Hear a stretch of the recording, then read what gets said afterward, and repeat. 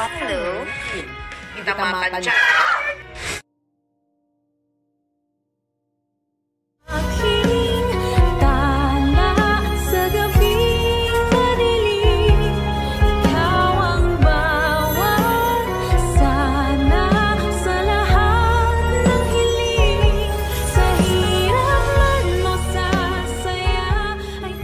Hello?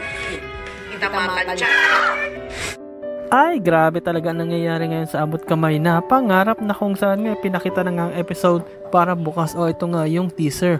And yes guys, unang-unang pinakita nga dito is si Moira. And yes guys, nagte-trending nga ito. Bakit? Kasi nga sa wakas na kulong na ito at marami talagang netizens ang mga nanonood ngayon at lalo na yung mga bashers din nandito rin. At ngayon nga, ito yung pinakahintay nila na makalasap naman ang pahirap itong si Moira dahil marami itong pinahirapan ng mga bida o characters dito nga sa Abot Kamay na Pangarap at dito talagang nakulong na siya. And yes guys, pagpasok pa nga lang niya sa kulungan is talagang napagtripan na siya.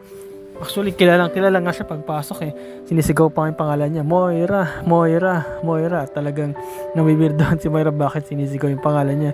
At talagang nahiya siya. Actually, kilala siya ng lahat kasi nga, napapanood nga rin siya mula dun sa loob ng kulungan. At tinanong pa nga ni Moira, paano kayo nakakapanood? Sinabi naman, neto nga ni Mildred, sabi nga niya kay Moira, akala mo sa amin mga dinosaur? Di namin mapapanood dyan. Sabi ni Moira, paano niya napanood? Siyempre sa cellphone. And yes guys, talagang tila naging close na sila. Kung maalala niya, nag-away pa ito na kung saan nagbanatong yata pagpasok ni Moira tapos nagkapisikalan niya sila at ito nga, binigyan nga ng bat itong si Mildred at pinagpapalo nga itong si Moira. And yes guys, talaga nakakawawa dito si Moira. Buti na lang di nabalian ng boto dun sa may bat. At alam ko marami sa inyo, lalo na kay mga netizens, is natutuwa. At alam ko rin na natutuwa din kayo sa mga na-experience ngayon ni Moira na kung saan nahirapan nga siya dito sa kulungan. Yes guys, ito nga si Moira kumbaga parang karma na rin to sa kanya. Kagaya ng sinabi ni Giselle at kagaya din ng sinabi ni Lynette na kumbaga lahat na ng mga kasamaang ginawa niya is napupunta o naaanin niya na ngayon. Yes guys, kawawa nga ito sa kulungan at kung saan nga dito nga wina-warningan siya ni Mildred na kung may gagawin man siya dito, awayin niya na lahat o kahit na sino, wag lang si Madam Lotus. And then sabi ni Moira na bakit? Sino ba yun si Madam Lotus? Sinabi ni Mildred na awayin mo na lahat, wag lang si Madam Lotus kasi nga baka maging katulad ng dahong lotus na mamatay at itatapon lang sa ilog. And yes guys, dito nga pinakita na ito nga si Giselle at ito nga si RJ is nag-uusapan nga nila. Ito pa rin patungkol nga kay Moira. Tinisip nga nila na baka makalabas pa ito kasi may mga galamay pa ito. Ngunit sinasabi nga ni RJ na wag mo naman sanang pag-isipan pa ng masama yung anak ko. Yes guys, ito talaga si RJ talagang lagi niyang sinesave yung anak niya kahit na mismong alam naman niya sarili niya na may kasalanan nito o dawit ito, talagang pinagtatanggol pa rin niya kasi nga anak niya pero ayun yung pagkakalam niya, which is hindi naman talaga. Ngunit sabi nga mismo ni Giselle na alam ko may mga galamay pa itong si Moira at alam ko nandyan lang yun sa tabi-tabi at willing yung tumulong at mapatakas itong si Moira at nag-alala talaga itong si Giselle. At ito nga guys, ipinakita rin, nag-usap na uli itong mga marites sino ba yung mga marites dyan guys? Comment below. Joke lang. Pero yun nga guys, ito nga nag-usap sila pinag-usapan kasi nila yung patungkol nga dito kay Zoe at Doc Carlos at sabi nga mismo dito ni Diyosa na baka meron silang relasyon. Ngunit sinabi nga mismo ni Chang Susan, ano ka ba? Wala silang relasyon. Baka kung sakali mag-ama lang sila. Yes guys, talaga naman kasi sa age gap pa lang, so magkalayo na at maaaring ay isipin nila. Ngunit iisip nga ni Lynette, bakit ganun si Carlos? Bakit lagi niyang kinakausap itong si Zoe at tila close na close sila? At ayun yung tanong niya at ayun din yung pinag-isipan nila kahit si Annalyn nagugulat din. Bakit ganun yung pakikitungo nga ni Doc Carlos dito kay Zoe na kung saan parang kakaiba. Kung saan kinausap nga actually ito ni Lynette itong si Carlos na sinabi niya na nakita niya mismo itong si Carlos at si Zoe nag-uusap at tila makita mo sa mukha ni Lynette is nagagalit siya at nagseselos. Actually, sinabi nga sa kanya ni Carlos, parang mayroon kang tinatago o hindi maganda, sabihin mo na. At ayun nga, sinabi ni Lynette at nagkapalusot na naman itong si Carlos. Sinabi nga niya na hindi ka, nagkakatrabaho lang kami. At itong si Zoe is nag-timingan lang na naghingi siya ng comfort, kaya nga kinomfort ko siya. Yes guys, ito namang si Lynette is madali rin mapaniwala, no? Kahit na may duda na siya, pero ang maganda lang kay Lynette, hindi siya pala away. Kasi kung hindi, baka nag-away na sila or kaya nainis na siya dito kay Carlos o mismo kay Zoe, baka pinuntahan niya na to at inaway niya na. Ngunit sa lingid sa kaalaman nilang lahat na mag-ama pala talaga ito, no? Tama nga doon si Chang Susan, ngunit wala silang proof about doon kasi hindi rin nila maisip na mag-ama nga itong dalawa, kasi nga alam nila na ito nga si Zoe is anak nga siya ni RJ Tanyag dito nga kay Moira, kaya napaka-imposible din ang inisip nila na baka sakaling mag-ama nga itong si Carlos at itong nga si Zoe, kasi nga alam nila Tanyag itong si Zoe at namang si Annalyn is anak lang sa labas. Alam naman natin yan guys, no?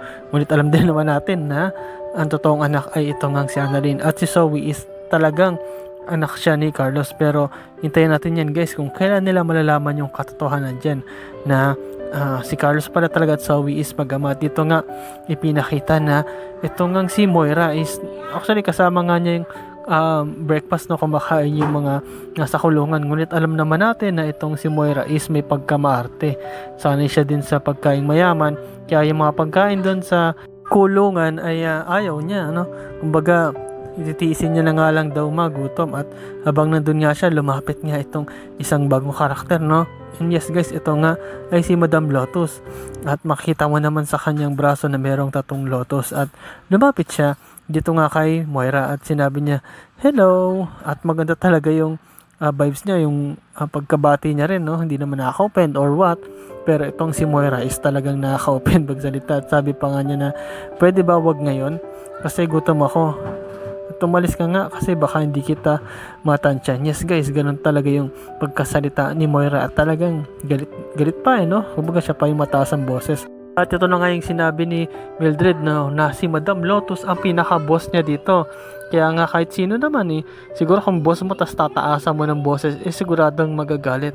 And yes guys, makita mo nga dito si Madam Lotus na naghulat dito kay Moira, at napapaisip siya na mukhang may habang to, mukhang may bubaga to, subukan nga natin. Yes guys, yung ginawa nga ni Moira is tumayo siya at tinalikuran nga niya itong si Madam Lotus. And yes guys, pambabastos yun, hindi lang sa salita ginawa na pagbabastos ni Moira, kundi pati rin sa gawa. Yes guys, nung ginawa nga niya yun is ang ginawa nito ni Madam Lotus is kumuha siya ng tinidor. And yes guys, ginawa niya yun, tapos ang ginawa niya is sinaksak niya dito sa balikat o sa likod nito ni Moira. And yes guys, habang nakatalikod dito, at makita mo talaga na sumisigaw nga itong si Moira sa sakit, kasi masakit naman talaga yun, saksakin ka sa likod, no?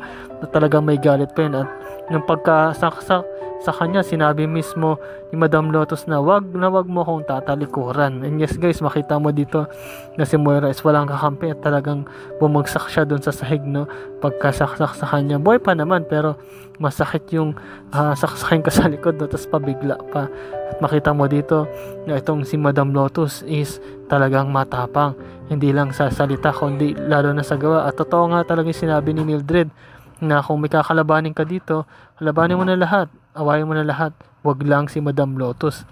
Dahil pwede ka maging lotus na halaman na kung saan itatapo na lang doon sa ilog hanggang sa mamatay. Yes guys, mukhang ganito yung mangyari dito kay Moira, talagang kawawa siya. And at mukhang struggle is real talaga dito si Moira, talagang napalaban siya. At maalala ninyo, ito nga din si Chang Susan at itong si Giselle is tila inutusan nila itong dalawa. Sabi nila babayaran nila, bibigyan nila ng pera itong nga si Madam Lotus at ito ring si Mildred, basta pahirapan lang itong si Moira. At mukhang kasama na nga itong pagpapahirap sa kanya, no? Pero alam ko na kayo mga netizens is natutuwa o matutuwa dito nga kay Moira sa nangyayari sa kanya ngayon.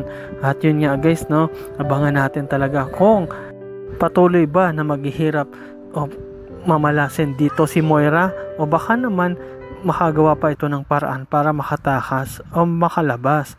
O kaya naman is maging leader pa ito dito. So abangan natin yan bukas guys, at isa susunod pang mga episode. At yun nga, salamat sa panonood nyo sa aking channel, sa inyo pag-like, pag-comment at pag-share. At yun lang guys, ingat kayo palagi, update ko kayo sa susunod na mga episode. At please still support me at yung channel ko. At yun lang guys, ingat kayo palagi, bye bye.